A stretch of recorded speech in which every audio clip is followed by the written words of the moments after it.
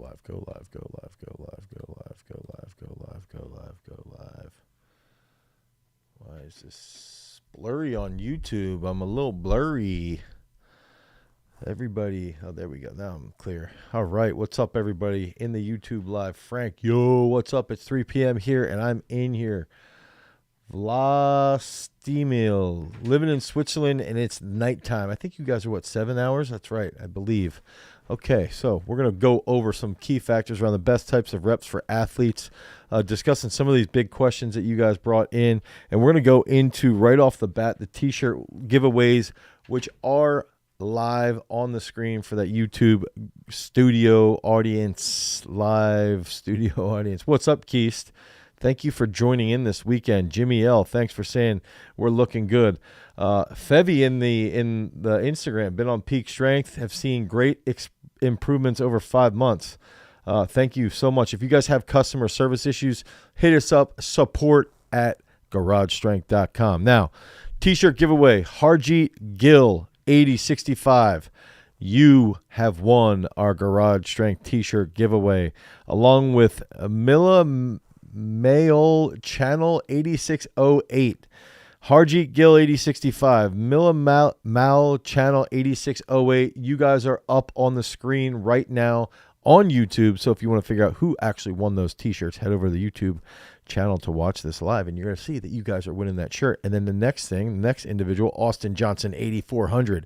Lots of 8s in these screen names, or whatever handles, whatever you would call them. Sweden 2101.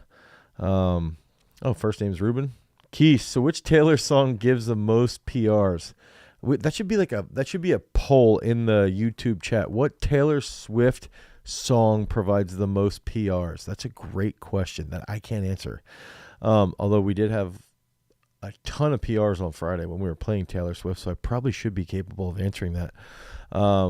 Okay, Austin Johnson 8400. So you guys that won the T-shirt giveaway, all you've got to do now is say is email us, support@garagestrength.com, that you won the giveaway. Provide a screenshot of your YouTube studio using the same account that you used to enter the giveaway so that we can verify that you are indeed the actual winner. Harry just commented. This caught my eye real quick. Harry from the UK, since last week, I am now on episode 31 of Masters of Sport. Yes, that's 7 days, 31 episodes. I need to get a life. Harry, your life right now is just listening to Masters of Sport and taking it all in. I started wearing toe shoes to school, and now I get shoved into lockers tenfold. What should I do? Toe shoes meaning like Crocs? Who do you think has the most aesthetic physique? Pole vaulters. So going back to Harry's comment, Harry, just keep tuning in. What's your favorite episode so far, and what would you like us to talk about a little bit more on the Masters of Sport podcast? We're actually having a filming session tonight. Now, getting into some of those big questions. I think some of these questions are going to be based around the topic of best types of reps for athletes, which I think is very applicable. Also, I've got I have a meeting tonight with the NCAA wrestling team that I'm the strength coach for, and we're going to go over like specific types of reps that we have set up for the last phase of preseason training. So now, like in the NCAA for wrestling, you're officially allowed to be like in-season training. So you're allowed to have that in-season training, but it's still technically not the season yet. So the season with competitions doesn't start till November 10th. So it's going to be interesting to talk about some of these big aspects. So Joey Hodge comments or asks, would adding garage grips, these right here, would adding these garage grips, right, to a regular bench bar function like the fat bar that we use for the bench press? And I want to talk about, great, we now have a poll inside of our YouTube chat. So if you guys are on Instagram and you want to vote on which Taylor Swift song will give you the most PRs, we've got an active poll. And by the end of this live, we will have those votes dialed in, and we're going to be able to answer that question for you. That's some of the cool stuff that we do at the live, is just go over like, dude, I want a PR. I want to blast some music. Today, the discussion's around Taylor Swift. I actually was just listening to my favorite song from Gangstar. If anyone's interested, comment in the chat. I'll let you know. But getting back to it, Joey's asking if we put the garage grips, okay, on the bench bar, right? Is that going to function the same way? And I will tell you in multiple different facets. One, if you throw these on dumbbells, it feels as though you're adding 10 pounds to the dumbbells. When you take them off, it feels like you remove 10 to 15 pounds. Like you immediately feel like a little bit more, like way more control, way more stable. I think stability is probably the big factor. And when you have that stability, you just have better power output. Because you're quieting the noise in that area. I just wanted to come in here and look back at what people are commenting. Shake it off. What's a good general structure? Okay, so who the heck gets a PR listening to Taylor Swift? Come on, dude, it's all in your head. It's all in your head. You can do it. John, you can PR listening to Taylor Swift. So I 100% believe you throw this on a bench bar, you will definitely notice it's much more challenging. I also believe if you make it like a little bit more like a closer grip, it's even crazier for getting that big time pump in your triceps. So I would say without a doubt, you throw garage grips on, you're going to feel it immediately. And I think that it's going to be better on the dumbbell bench, but it's going to be even there's something about with like that narrow grip, and especially when you're doing like a close grip incline, it just destroys you. So in comparison to the bars that we use, we got a 2.5 inch bar, we got a 2 inch bar. At one time, we actually had a 3 inch bar, which I thought was actually overkill. I think it was like the point of diminishing returns was well surpassed. So we don't use that at all. We also even had a cubed bar at one point as well, which ended up being a massive failure. So yes, that would be my answer. Garage grips will suffice as far as adding that to the bar for you to increase motor unit recruitment. Now, getting back to Keist. Keist had a great comment, a great question that I wanted to address. There's a lot of talk about partial reps, specifically in the bodybuilding world. Okay. Bodybuilding fitness world. What is the science on this, and how does that translate into athletic performance? So sadly, so as far as like partial reps, and this is me defining this for Keist. So if we looked at partial reps specifically as doing partial range of motion, but I would argue not even doing like a 90-degree squat, but actually doing it to like a pin or to a box. I think that's where we've got to sort of clarify is that if we would do a back squat to a box or a back squat down to a pin or down to a rack and then held that there and drove up, that would be a partial range of motion. I would even say too, maybe if you guys watched the chest video that we just put out where it was at the end of the video, me focusing on press, explode into the pins, come back down, explode into the pins. Okay, so that would be another partial rep discussion. I also would say partial rep discussion could be based around doing dips and not fully locking out, doing presses, not fully locking out, doing pull-ups, not fully locking out. And I would even argue that when you do an exercise like a rope climb, you usually don't do that through that full range of motion. So how does that translate into athletic performance?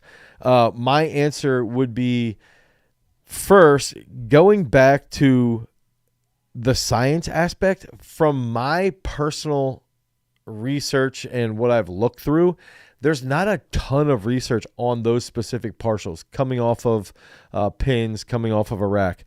Dr. B, the Olympic champion that I trained under, does actually have and actually, I just saw somebody just commented, Dr. B. Favorite episode, I'm not sure, but more. Oh, this is from Harry. More time on my time spending with Dr. B.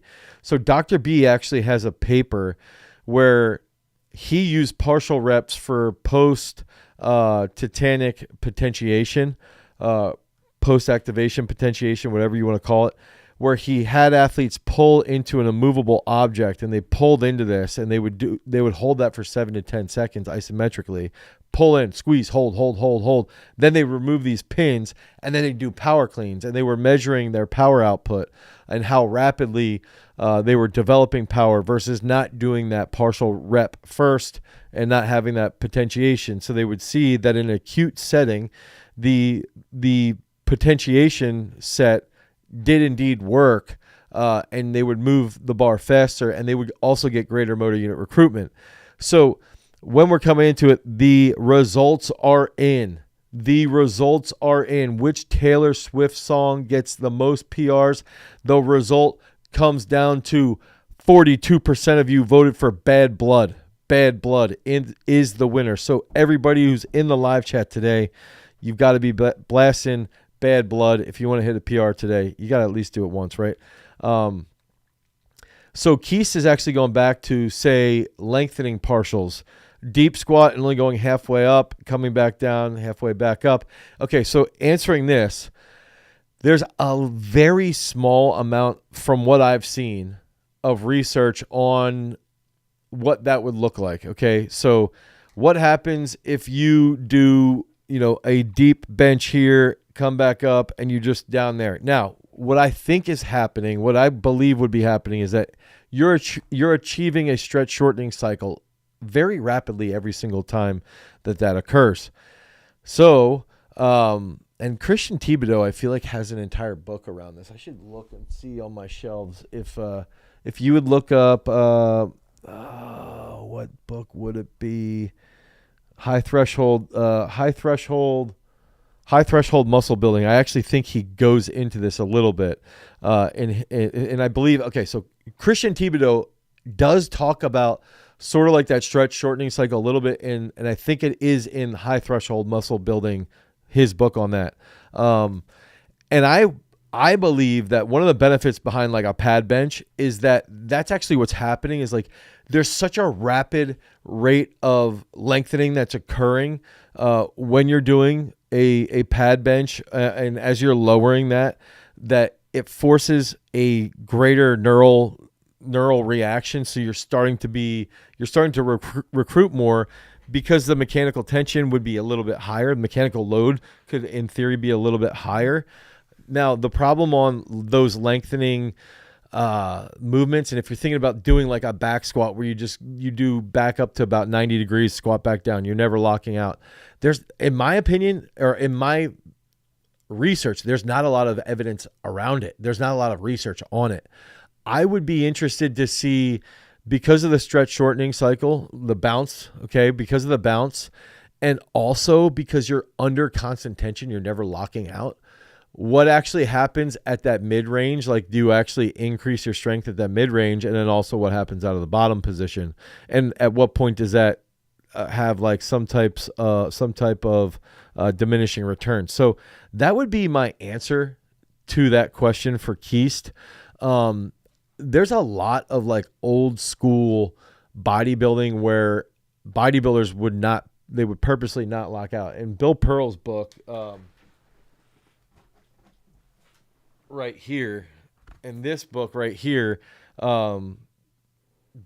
he actually even talks about that. So in his Keys to the Inner Universe, like, he does mention not locking out. That's like one ironic part about people making fun of me for not being able to lock out my right elbow, is that a lot of bodybuilders will not lock out because it leads to greater time under tension, which ideally will lead to just constant mechanical load. Now, I do think there is also a point to pausing at the lockout and holding that there, but that would lead to a different adaptation. So how does that translate into athletic performance? This is going back to the original question from Keese, which we have up on the screen on YouTube right here. Okay. So if you're wondering about the answer to this in regards to athletic performance, I think it's going to be twofold. I think there is going to be some type of specificity. So if you're a wrestler or you're an offensive lineman who has to play at a much lower hip level, or you need to change your level rapidly, like a D lineman, an offensive lineman, and a wrestler, then that full range of motion is going to help. I also think when you have younger athletes and they're really stiff, in a bad way. Through that full range of motion, it can help with mobility, which in turn is going to lead to a little bit better recruitment. I think I would say because full range of motion back squats have been shown to increase speed and vertical jump, I would in theory say that could happen as long as there's not a ton of neural fatigue. Like it's not a ton of like super high rep sets. So I would use that. Harry Potter just asked a good question about if athletes then should train to failure. I think that depends. I want to go into that a little bit further because I think that's a great, I think that's a really good question. Should football players also have an explosive upper body? This is for soccer players in the U.S., football in Europe. Yes, they should. Okay, so I think that's a good discussion around what Keist said. Sorry, I just cut myself off there. I think that I would argue that I would love to see more research. And if anybody has research on partials that are at the lengthened position, I would want to see it, especially with the upper body. I think the upper body is where you're going to see a little bit greater recruitment or greater turnover. You know, we've talked about doing double bounce front squats, double bounce back squats, and how that transfers quite a bit. I think it improves your positioning out of the bottom. Now doing that over multiple reps, over multiple sets could be fatiguing and potentially dangerous if you're pathetically weak in those positions, you know? So we also have to keep that in mind.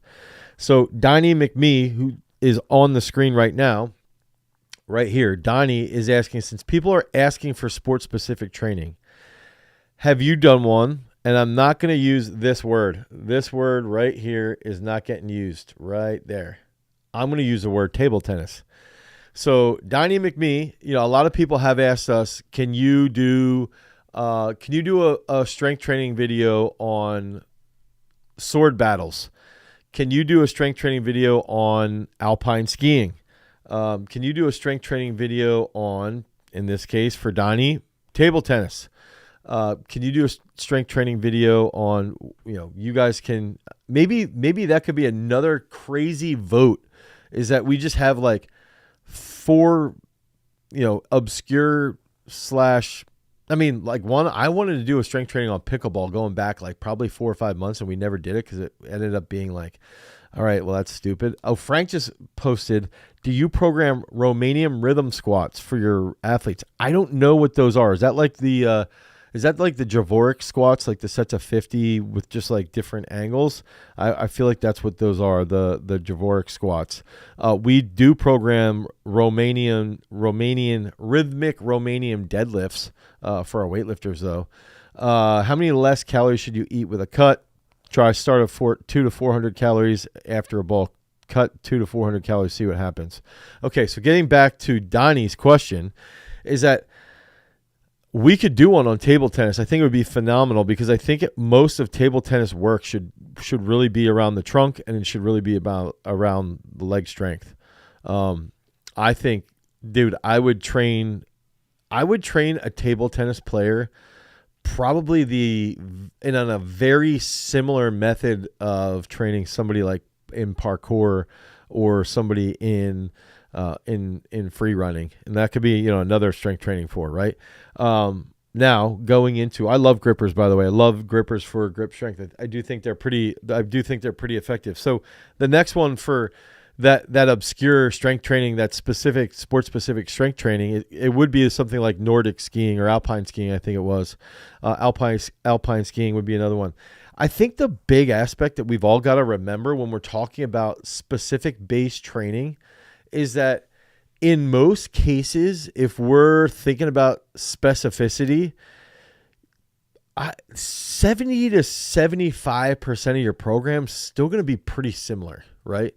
I think where you're going to see like specific changes or alterations would be in the warm-ups. It would be in accessories, and probably a little bit of athlete day based off of your jumps. I also think that most of what would come out of it as well would be an alteration in those rep styles. I think that would happen, you know, and intensity. I think like the actual exercises wouldn't change very much. I think it would much more be focused on what you would actually be doing in your warm-ups and then the load. I think that's where you're going to see quite a bit of difference. And I think like the joint angles, one thing too is like we actually filmed a recent video. Well, we just put out that video on Plyometrics yesterday. I hope you guys liked that. I hope you guys saw that. We got to vote. So we actually do have a new poll here. We got table tennis. I think if I can, let me see if I can click on this. I can't. It's weird for me to expand this. Okay, so the poll right now is table tennis, medieval sword fighting, pickleball, or archery. And we only have 7 votes. So you guys gotta get in and vote on this. We got 8 votes. I don't want to sway this too much, but I'd love a table tennis pickleball video. I'd love to do that. I wish we could go a little bit longer on that vote. Maybe like Can we extend the polls to make them longer than like 5 minutes? Yeah, a couple people have asked for that medieval sword fighting, which I thought was fantastic. Anyway, going back to it, I think it's like really the rep styles would change based off of that. So if I would be working, and I would, let's talk about how the marathon the world record was just broken in the marathon by a Kenyan, Kelvin Kiptum. Okay, look at this sweet Kenya bracelet I got from the Kenyan sprint coach. So Kelvin Kiptum just broke the world record, which was previously held by Eliud Kipchoge. He did it in 2 hours and 35 seconds. What would I be focusing on? If I'm looking at Kelvin Kiptum, first I want to focus on, is it open skilled, closed skilled? Ironically, that's a tough discussion with the marathon. I would call it open skilled, even though you're just in the same pattern of locomotion. There are cases where you have hills and things like that, wind and those other factors. So arguably it could be an open skilled sport. The next big factor would be, what are the joint angles that you're dealing with? Finally, the next big factor is, what are the energy systems being used? And if you were in our virtual Strength Coaches Summit, I talked about this a little bit. I touched on some of these things. So in this case, with a marathon, right, you're looking at joint angles are basically quarter squat, and then we're looking at energy system as classic endurance. It's super, super aerobic. But we also know that if we develop some speed, if we're doing 100s, 200s, even 800s, we can increase our power output, which in turn will likely lead to a higher cadence, a faster cadence over that marathon time frame. So if we're developing classical endurance and we're developing strength and power output, we're going to likely run a faster marathon. So in comparison with sport specificity, in comparison to, let's say, a football player, this individual who's a football player has to gain weight. First of all, they have to get faster. They have to focus on absolute strength much more than the marathoner, who we don't really want to gain any weight at all. We want them to be as reactive as possible. We want them to be extremely explosive, but we also want them to be able to hold that with that classic endurance. So almost all of their strength work is going to be mobility-based, recovery from their training, and then optimizing their power output as far as, relative strength focus and minimal hypertrophic lift training, minimal hypertrophic training. Whereas, so the volume is going to be pretty freaking low, but they're still going to get some resistance-based training to try and improve that cadence, try and improve that overall speed. Whereas that offensive lineman or defensive lineman, relative to the marathoner, now we've got to do that a little bit longer. Like, we've got to develop that athlete's bulk. We got to develop their muscular size, train with more volume to elicit hypertrophic response, while also increasing their overall power output. So I think that's some of the key aspects around that. And I would bring up a recent paper that basically broke down that the more you increase volume, the more muscle mass you'll build. And I actually have that saved, so I might bring it up on my screen share. That specific research paper, I'll at least share it with you here. That specific research paper is effects of different weekly set progressions on muscular adaptations in trained males. Is there a dose response effect? So is there a dose response effect? Yes, there is indeed a dose response effect through volume. Okay. So if we increase volume, we will see bigger muscles. So the marathoner versus the football player. The sport specificity that lever can be turned down or turned up just based off of increasing volume. Okay, so that's some of the big factors that we've got to bring in when we're thinking about sport-specific training. And this is just going into strength training for table tennis, strength training for pickleball, is that a lot of it's going to come down to optimizing the joint angle, optimizing the rate of coordination for those specific exercise or those specific sports. And then finally, it's going to still be the same exact exercises 75% of the time across the board. So I did just want to bring that up. I heard you talk about the Chinese weightlifter doing 800 meters of broad jumps to break a plateau. I can't get above 120 on the power clean. Any ideas? So that was like a crazy, crazy experiment that we had heard about. As far as Harry, as far as you struggling to deep squat, I would say you gotta be capable of deep squatting. Once you're able to deep squat, that's going to blow up that plateau easily to get you past 120. I would also ask you, how many days a week, Harry, are you actually cleaning? And guys, this is like one of the coolest factors about doing a YouTube live is that you can provide me with direct questions and I can give you those results and answers pretty quickly. So Harry's coming in and he's saying, my clean stuck at 120 kilos. Why isn't it moving? What can I do? Harry, 1, how many times a week are you actually cleaning? 2, okay, what's your mobility patterning like? Can you do full range of motion exercises? 3, what's your technique like? Those 3 things are going to play a major factor right off the bat. So I just wanted to put that out there. As far as solving that problem, Harry, I think those are some big things that we could address. Can tibialis curls help with wrestling? I think they could help with wrestling, but I would not use them as like the main focus on what you should be doing with wrestling. I think they would just play a role. Do you think fascia training is beneficial? Harry Potter Hustler. I asked many creators, but nobody knows the answer. Avoid the questions. Hope you can answer it. Harry Potter Hustler, we had a little rant on this last week, and I'm going to challenge you right now. Go to PubMed, and if I went to PubMed, okay, so if I go into, is there a dose response? I'm actually going to see if I can pull up this one paper right now. Strength training. And if you would go to PubMed, okay, and actually type something in about fascia training, okay, and I'm doing this as we're speaking, you're going to get a lot of stuff on plantar fasciitis. There's going to be training principles for fascial connective tissues. Okay, so this is suggested practical applications. Okay, so one of the big discussions, conventional sports training emphasizes adequate training of muscle fibers, the cardiovascular condition, and neuromuscular coordination. Most sports-associated overload injuries, however, occur within elements of the body-wide fascial net, which are then loaded beyond their prepared capacity. So they're saying that the wide fascial net is loaded beyond the prepared fascial capacity in this specific paper. And then the next discussion is principles of fascia-oriented training approach are introduced. Fibroblasts continually but slowly adapt the morphology of this. These include utilization of elastic recoil, preparatory counter movement, slow and dynamic stretching, as well as rehydration practices and proprioceptive refinement.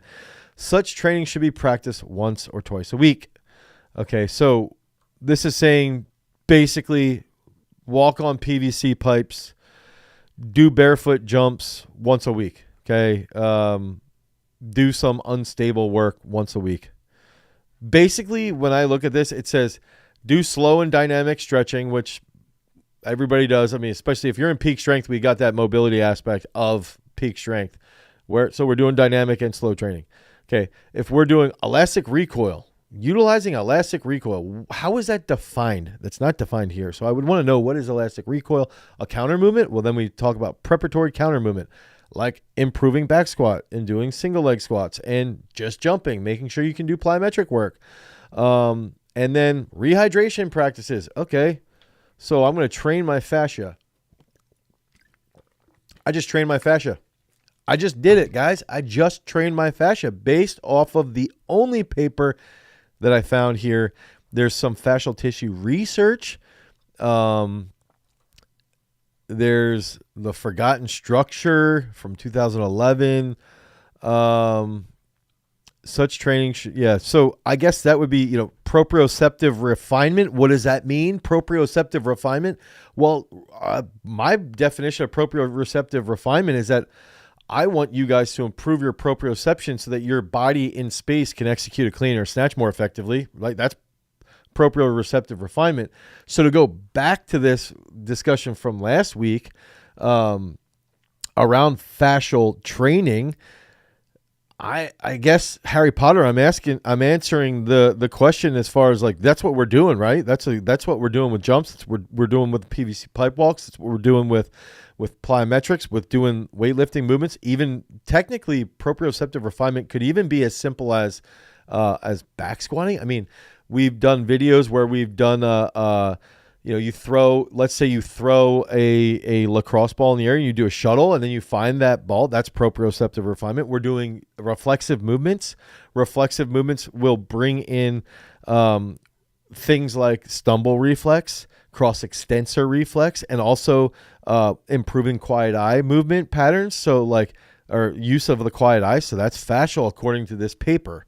So to answer your question, I would say what you do is you focus on a leg power day, you focus on an upper body power day, you have an athlete day to try and implement some of this stuff. You do a lot of this stuff also in training, and then you follow that up with specific types of work on impulse day, and that's going to lead to that fascial training. So Harry Potter, that's my answer for that question around the fascial discussion. I feel like we should clip that entire aspect and just put it on Instagram, like a 3-minute rant on fascial work. Got a nerve issue. My leg blows up when I'm deep squatting or full cleaning. That's from Harry, 2 or 3 days a week. Okay, so what about when you do single leg squats, or what about when you snatch?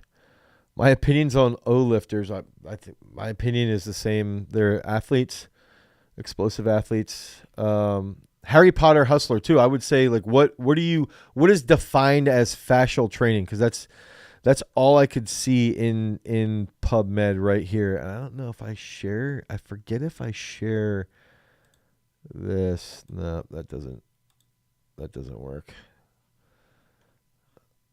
I wanted to see if I would share I forget which number it is. Okay, so going back to it, what sport should we do a strength training for next?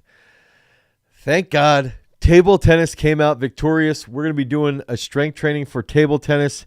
It won a narrow victory over the medieval sword fighting at 30%. I believe pickleball, just like Ross Perot in the 1992 election, stole some votes out of the table tennis, but still, table tennis was victorious.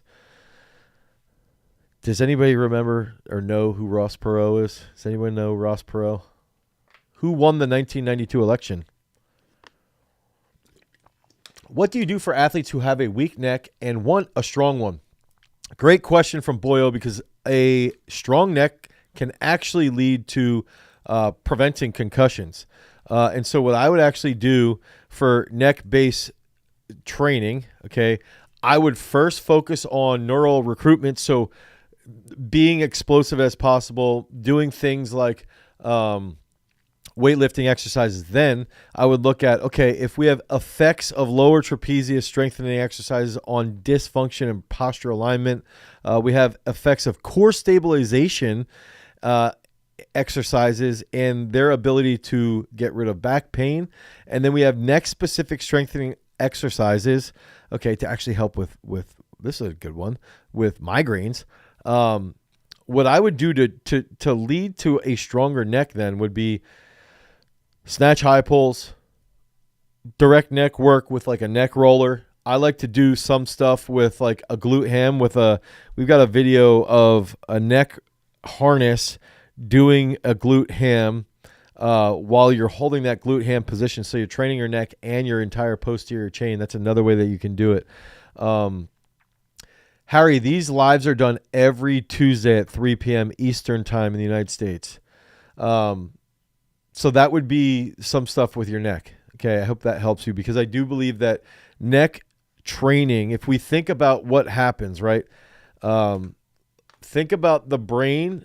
the skull is this plastic, okay?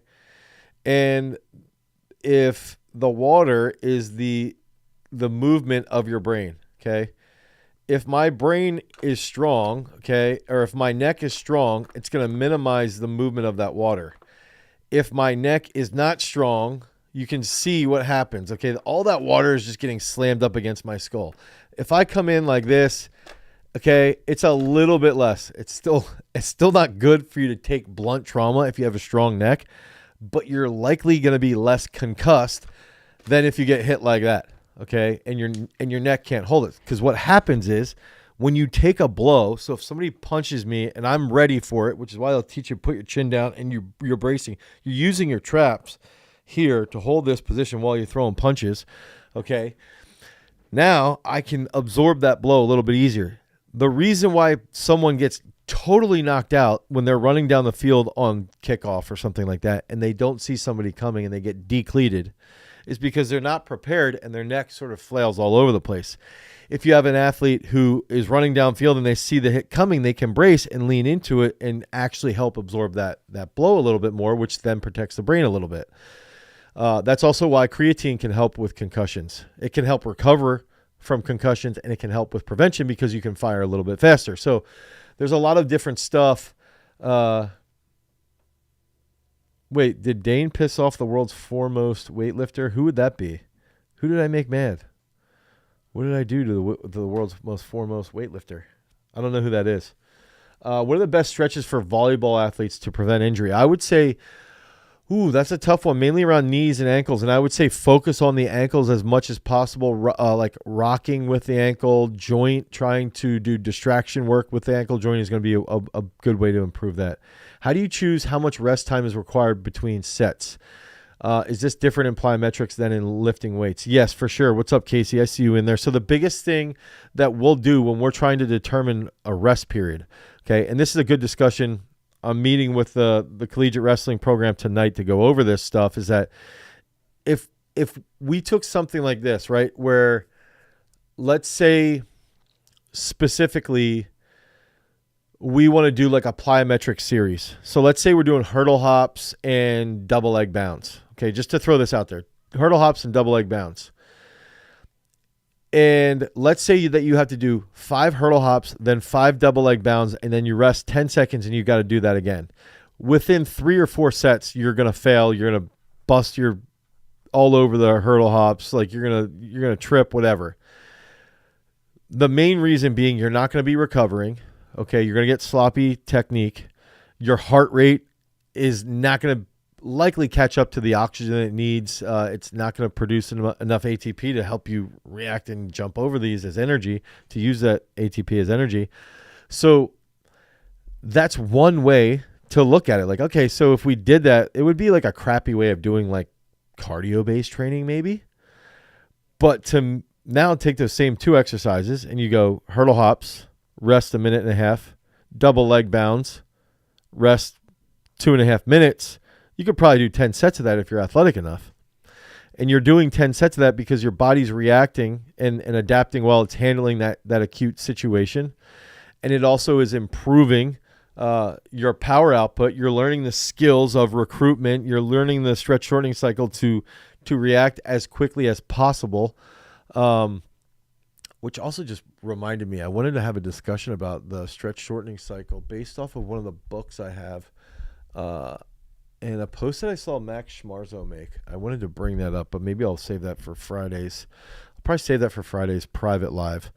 So if you guys are interested in that, sign up for our private live, because I want to go into some stuff that around the stretch shortening cycle and how you can use that to become just a total freak, to increase, almost increase your vertical jump like instantaneously. So to go back to this discussion of picking our rest period, we've got to look at the adaptation that we're trying to get. So if we're trying to improve power output or absolute strength, we want to rest 2 to 4 minutes, somewhere in that realm. If we're trying to improve our aerobic capacity, you want 0 to 30 seconds rest. Okay. And I actually do think there's a decent amount of evidence that if you're resting like 1 minute to a minute and a half, you're going to get much more hypertrophic gains, but you won't get as good of a response for absolute strength training. So it's usually going to be based upon, we're picking those rest periods solely based off of the goal. What's the adaptation that we're looking for? That's almost always what we're going to be doing. Forearm training. I heard it's good to prevent injury falling. Does it have any other benefit? I heard it's good to prevent injury falling. I think forearm training is absolutely fantastic for wrestling. I think it's good for combat athletes. I think it's extraordinarily good, actually, for even, I believe, for preventing something like carpal tunnel syndrome. I think it's great. It's also good for wrist and hand health in a throwing events. I think it's really good for football as well. When you're going to be grabbing, it's good for fumble prevention.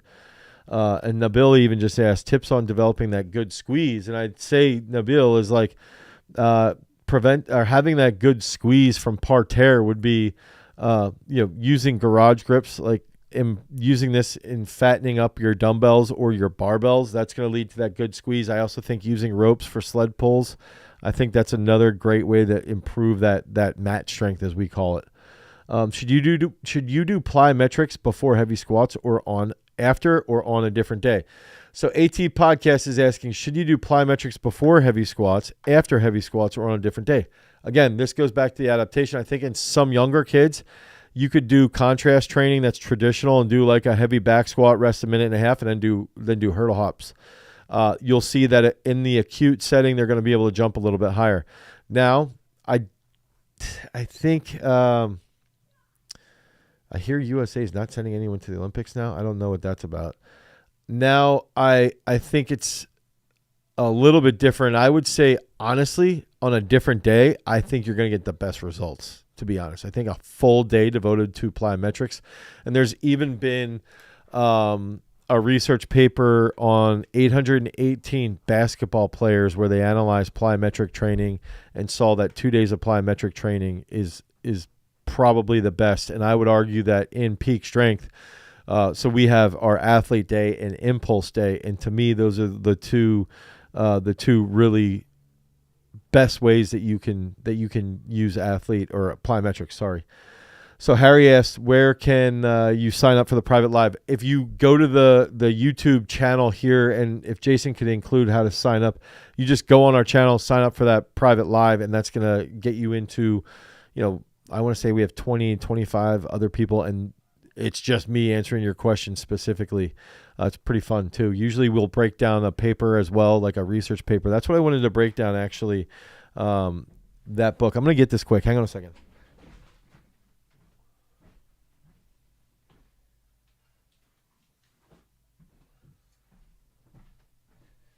So there's a couple big papers in here that talk about is there actually a shortening of the muscle in the SSC, in the stretch shortening cycle? And I think that there's just fun discussion around that. It doesn't really mean that much as far as training is concerned. I don't think it does, because we still know the benefits of plyometric training based off of linear speed, agility, and things like that. What's the best exercise for the first 3 steps in the 100 meters? So in this weekend's virtual strength summit, we covered this, and Faris Khan went in depth on speed-based work. So dude, Faris was in the virtual summit and just expanded everybody's knowledge around speed-based training. You can see there how you can click on that join link to get into to become a channel member and join us on that private live on Friday. But Faris just sort of crushed it as far as I'm concerned, as with speed-based training work.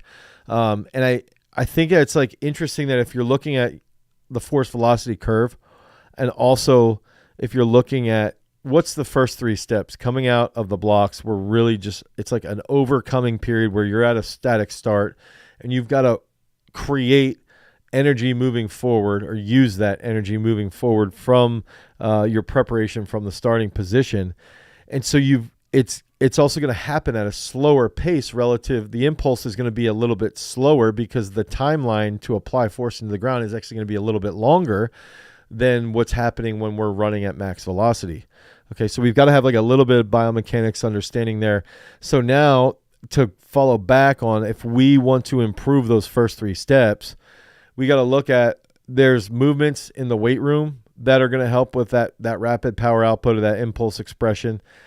That's probably going to be similar to vertical jump. And I would say doing power snatches, hip power snatches, hip hang cleans, something like that.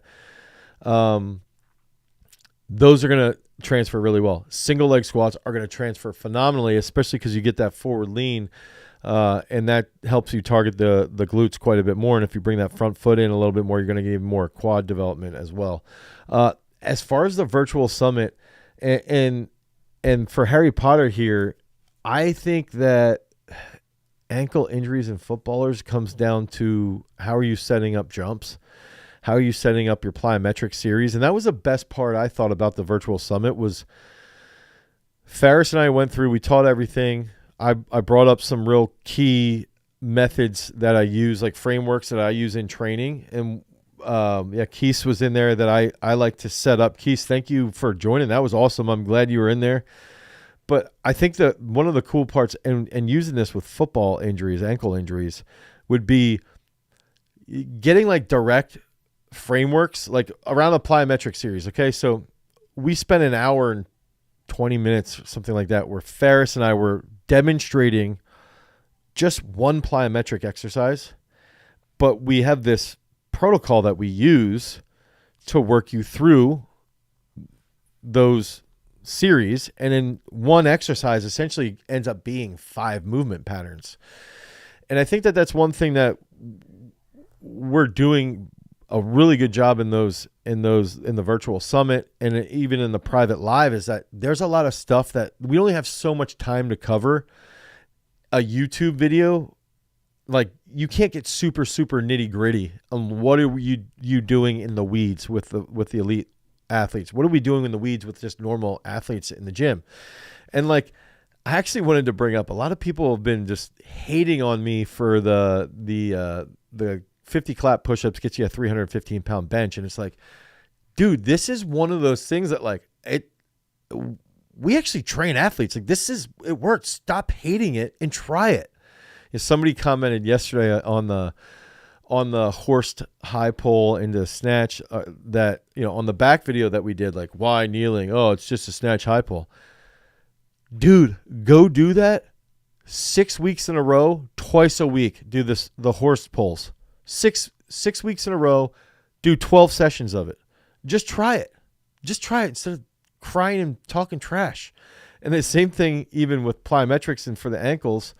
A lot of this stuff is like, it's hard for us to really teach people in just a YouTube video. So then everybody gets all this hate. We get hate for it, but it's like, we'll have so much time to really educate you guys and give you a ton of free content, give you that good value. And so that was the best part about the virtual summit, we were able to use that time to show you how we break down plyometrics, how we break down speed, how we break down training a large group setting so that we can help you guys be better coaches, be better athletes. So that replay will be available. I want to say Friday or Saturday. It's going to be coming out where if you guys want to watch those, you can download the replay off the website. So I think the interesting part about the energy systems, Keist, is that a lot of people will say, we all think that, and I'll try to do this as quickly as I can. Cue potential Instagram video. When we're thinking about energy systems, okay, we know, okay, there's 3 energy systems, right? And we're looking at like alactic, glycolytic, and then aerobic. And the big thing that people think is like, oh, from here to here, we are just using the alactic system. And from this moment to this moment, we are just using glycolytic system. And from this moment, that is when everything becomes aerobic. But guess what? One of the big things is that to do alactic actions, your aerobic energy system has to be working because you're breathing. And if you're not breathing, you be dead and therefore you wouldn't be using your alactic system. So when we're talking about energy systems, this common misconception is like, it's just this or just this or just this. And it's like, no, this is really the foundation that supports everything for alactic, for glycolytic, and it can lead to greater performance, which ironically we've covered in videos where we've gone over, sometimes there's evidence that aerobic work in a specific limb can lead to hypertrophy in specific muscles of that limb if you do that aerobic work prior. I'm not saying that that's true for all cases, but if we have a healthier, happier aerobic system, energy system, we in turn likely will see better output from the alactic system and the glycolytic system. So there's a lot of gray areas. There's a lot of areas of question. And I think that the research around the energy systems is really going to start to blossom further as we understand it a little bit more. But I think it's actually really important to understand it's not just 1, 2, or 3. It's all at the same time. Are long runs the best for cardiovascular endurance? I think that again, that's just going to depend on what you're trying to get done. And I actually used this example in the virtual summit. I was talking about, if we went and just focused entirely on wrestling and said wrestling, you've got to have a good engine, you've got to have good cardiovascular power, and we just did long runs all the time, that's going to pull away from some of the other qualities that we need to be explosive on the mat, to have good agility and things like that.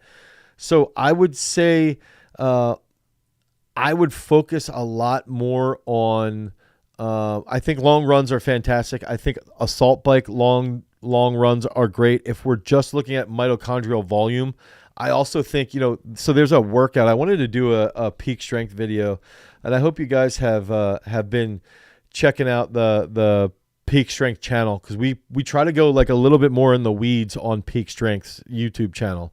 And so there's a workout called the Yasso workout. Okay, so the Yasso workout I want to say it's 10 sets of 800-meter runs.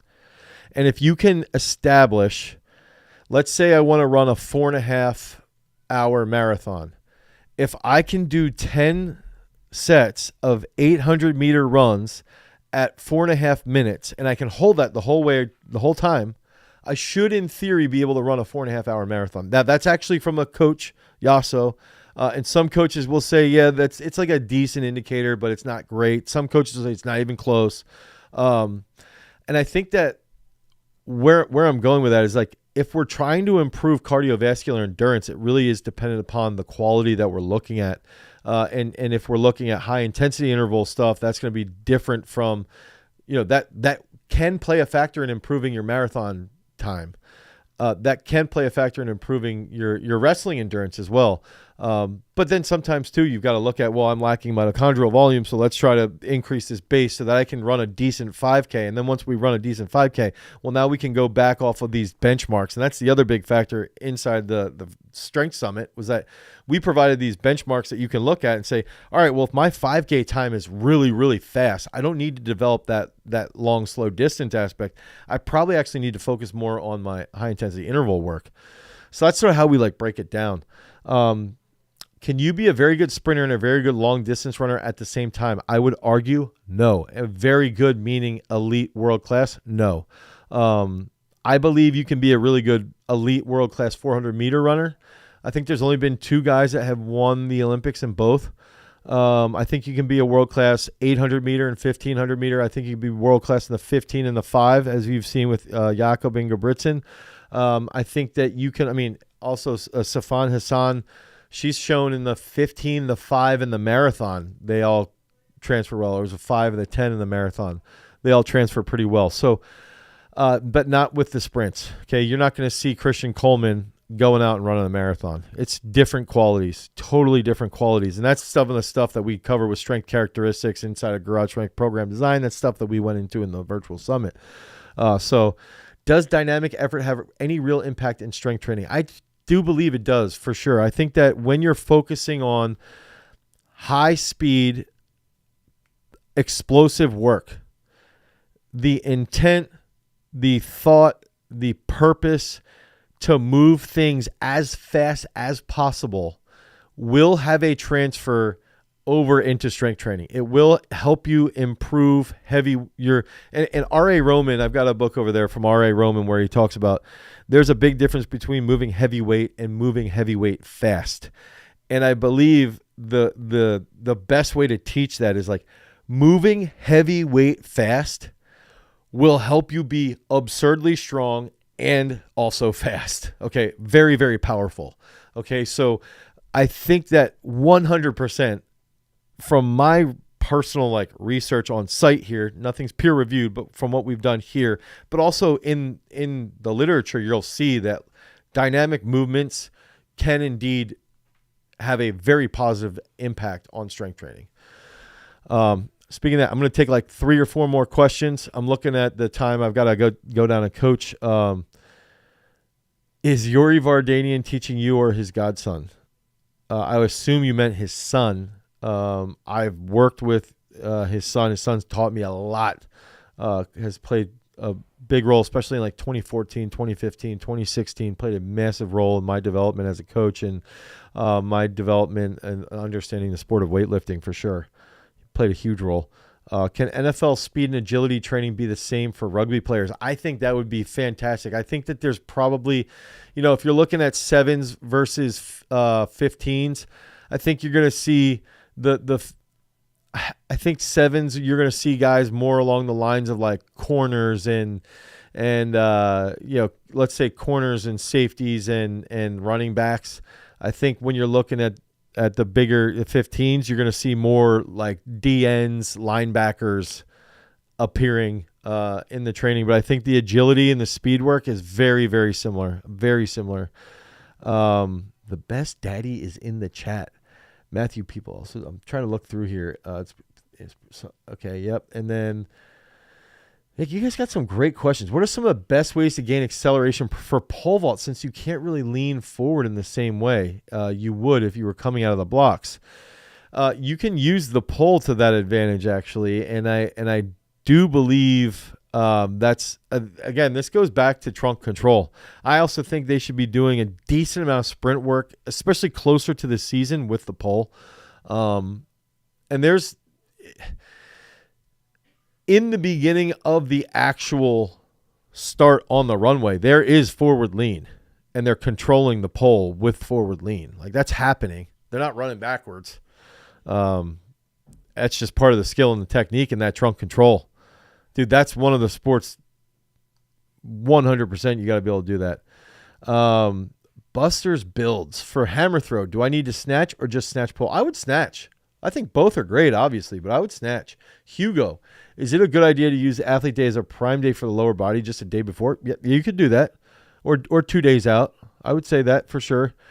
Should I supplement calisthenics with weight at 10 pull-ups? You could start using, yeah, for sure. You could start using weight for 10 pull-ups. Yeah, I agree with that as well.